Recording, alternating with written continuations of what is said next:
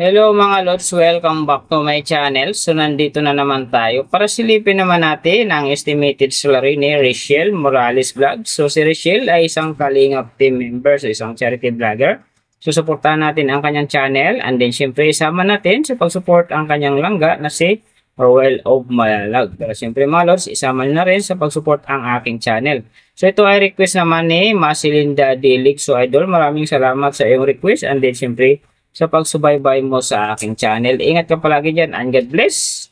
So mga lods, kung bago pa kayo sa aking channel, pakiclick naman ang subscribe natin and then syempre pakipost na rin na ang notification bell para lagi kayong updated sa ating video. So ano pa ba ang hinihintay natin mga lods?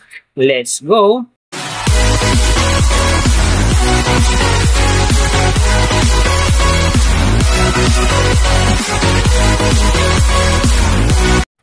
So mga lods, si Rachel Morales sa ngayon ay mayroon ng upload videos na 518 and then mayroon na rin siyang subscriber na 239,000.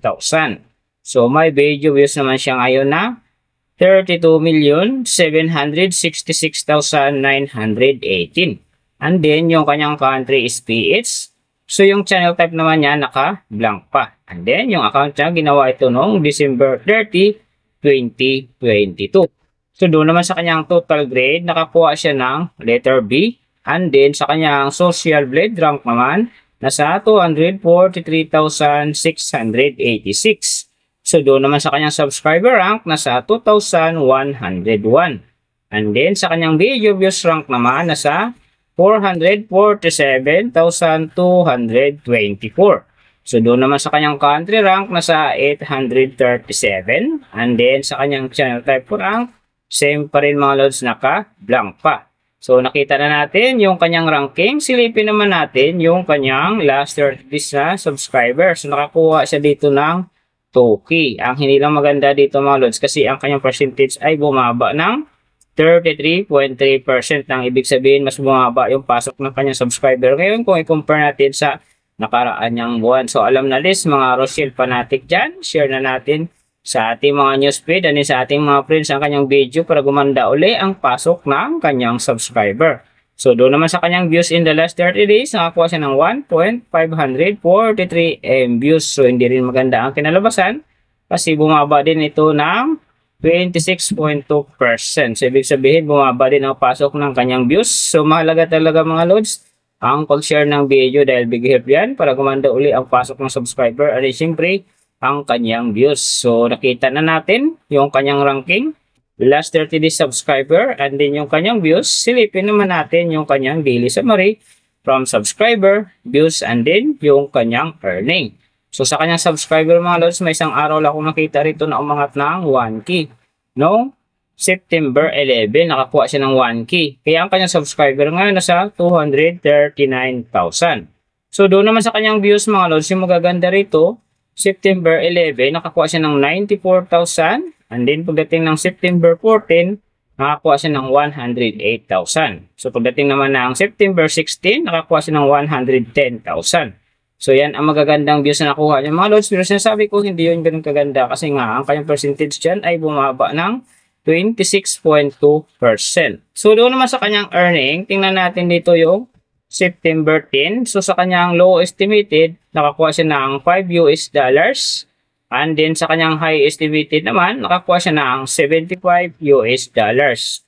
So ang mga yan naman mga lods, daily summary lang. Mas maganda kung silipin natin yung naka-round off na from daily, weekly, and monthly para malaman na natin kung magkano na ngayon ang estimated salary ni Rachel Morales Vlogs dito sa YouTube. So unahin natin yung kanyang daily average. So sa daily subscriber, nakakuha siya ng 67. And then sa kanyang views naman, nakakuha siya ng 51,445. So doon naman sa kanyang daily low estimated ng kanyang earning, nakakuha siya ng 13 US dollars. So times natin sa 55, mayroon siyang 715. And then sa kanyang daily high estimated naman ng kanyang earning, nakakuha siya ng 206 US dollars. So times natin sa 55, mayroon siyang 11,330. So yan mga lods ang kanyang daily average. So pupunta naman tayo sa kanyang weekly average. So sa weekly subscriber, nakakuha siya ng 469. And then, sa kanyang views naman, nakakuha siya ng 360,115.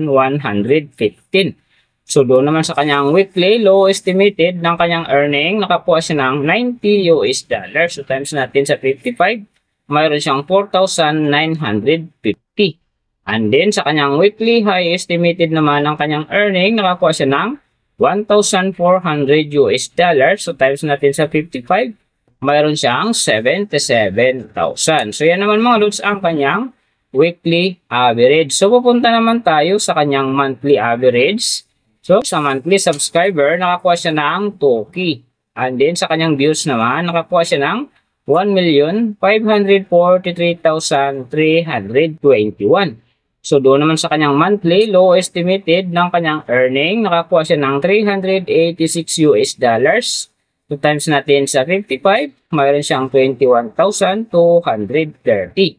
And then, sa kanyang monthly, high estimated naman ng kanyang earning, nakakuha siya ng $6,200. So, times natin sa 55, mayroon siyang 341,000. So, yan naman mga lods, ang kanyang monthly average. And then, yung nababanggit ko rito or nakikita nyo is pawang estimated lamang yan. Nakabis lang tayo sa Social Blade website.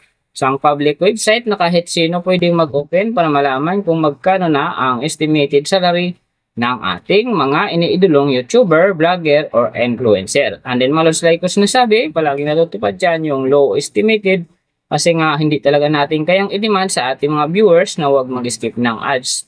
Pero pwede pa rin naman yan maging times 2, times 3, or maging times 4 pa yan kapag ang isang vlogger nakapag-viral ng kanyang video.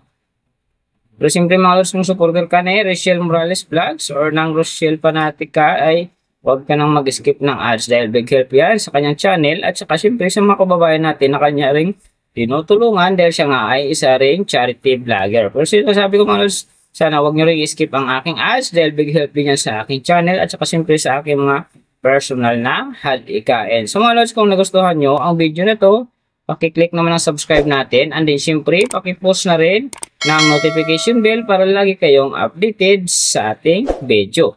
And then, kung mayroong gustong magpagawa ng video na sim nito para sa inyong mga iniidolong YouTuber, vlogger, or influencer, comment nyo sa baba yung tamang detalye ng kanyang channel para ma-search natin kaagad at magawa natin sa next video. So, big thank you sa lahat ng mga sumusuporta sa aking channel. Saka magsusupport pa lang, ingat kayo palagi and God bless. At sana gabayan kayo palagi ng Panginoon sa ginagawa nyo araw-araw. At syempre, magtagumpay din kayo sa inyong mga pangarap. So, hanggang dito na lang. See you on my next video.